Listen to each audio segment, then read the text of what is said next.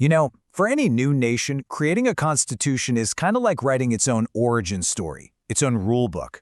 But for Pakistan, this wasn't just a challenge. It was a 25-year epic full of crisis, conflict, and having to start over again and again.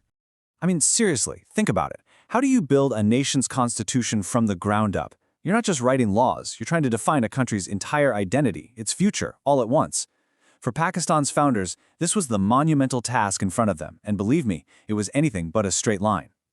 So, here's the game plan for this explainer. We're going to start right at the beginning, in the middle of all the chaos. Then we'll look at the first real attempt to write this thing, and figure out why it took almost a decade to get anywhere. After that, we'll jump into a totally new system under military rule, which all leads to a huge, dramatic split that literally changed the map of the world. All right, so picture this. It's August 1947. Pakistan is born, but it's born into a state of emergency. There was just no time to sit down and draft a brand new constitution. So, to get the government up and running, they used a temporary fix, a modified version of the old Government of India Act from 1935. It worked, but everyone knew it was just a placeholder. And when you look at this list, you can see why. The new country was in pure survival mode. We're talking a massive refugee crisis, fighting over money and military gear, huge disputes over borders and water, and on top of all that, building a government from absolutely nothing. The official rulebook, yeah, that had to wait. Okay, let's get into the nuts and bolts. The group of people tasked with this incredible job was the First Constituent Assembly. These were the folks who were supposed to be the architects of the new state. And they were juggling two enormous jobs at once. Under the leadership of Muhammad Ali Jinnah, who was its president, the assembly had to act as the country's legislature, passing laws, running the government day to day, while also trying to draft the permanent constitution. That's a huge burden. Now look at this chart, because this is super important. East Bengal, which we now know as Bangladesh, had a clear majority of the seats. This one fact, this imbalance in population and power, would become one of the most explosive issues in Pakistan's early years. It was a political time bomb, really. But all that initial hope kind of fell apart. I mean, the assembly started off strong in '47. They even passed a really important document called the Objectives Resolution to guide them. But then, nothing. After 7 years of bickering and delays, the Governor-General just pulled the plug, dissolving the whole thing and calling it a failure. So yeah, having the whole thing suddenly shut down was a big problem. But it wasn't the only one. The entire process was just painfully slow. It took nearly a decade, a whole decade, from independence for Pakistan to finally get its first real constitution in 1956. So what was the holdup? 9 years. Let that sink in. To put that into perspective, India got its constitution done in just under 3 years. So what went so wrong for Pakistan? Well, it wasn't just one thing. It was a lot of things. It was pretty much a perfect storm of problems. The country was still dealing with those early crises when its founder, Jinnah, died, leaving a huge leadership vacuum. That just opened the floodgates for political infighting over, well, everything. How to share power between East and West Pakistan, what language to speak, what kind of government to even have. And this number is just staggering. 116 days in 7 years. It just screams a total lack of political will, right?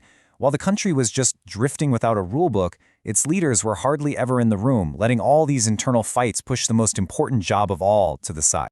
So after the first constitution in 1956 was thrown out during a military coup, the country went in a completely new direction. A general, Ayub Khan, took charge, and he decided to write a whole new constitution, one that fit his vision of how things should be run.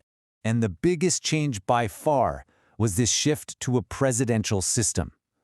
So instead of a parliamentary model where the prime minister and cabinet have the executive power, this new system put all of that authority, all of it, right into the hands of the president.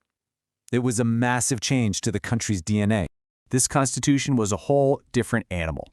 It got rid of direct elections. Instead, you had this system of 80,000 basic Democrats. These were local officials who basically acted as an electoral college. The idea was to create a more guided democracy, but what it really did was put a wall between the people and their leaders. It also officially named the country the Islamic Republic of Pakistan, which really cemented religion's role in the state's identity. But this top-down system, especially the whole indirect election thing, was deeply unpopular. It just felt undemocratic, and it completely failed to meet the political demands of the people, especially in East Pakistan. Widespread protests eventually forced Ayub Khan to resign and scrap his own constitution in 1969. You'd think the end of the 1962 Constitution would bring some stability, right? Nope. Instead, it kicked off another round of martial law and set the stage for one of the most painful and transformative moments in the nation's entire history. In 1970, Pakistan held its first ever general election, and the results, well, they revealed a country that was completely fractured. The Awami League won basically every seat in East Pakistan, while the Pakistan People's Party swept West Pakistan. It was like two different countries had voted, and the nation was split right down the middle. The two winning parties just could not agree on how to share power or write a new constitution. And this political gridlock, it spiraled into a brutal civil war, intervention from India, and finally the breaking away of East Pakistan, which became the independent nation of Bangladesh in December 1971. So, after the trauma of that war, a broken Pakistan was left to pick up the pieces. The military government collapsed and power was handed over to Zulfikar Ali Bhutto.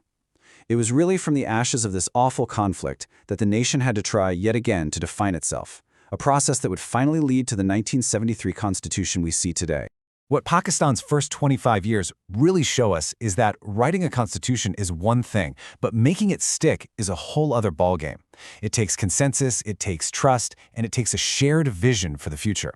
So as we wrap up, we'll leave you with this question to chew on. Is the strength of a nation's rulebook in the words on the page, or is it in the willingness of its people and its leaders to actually live by them?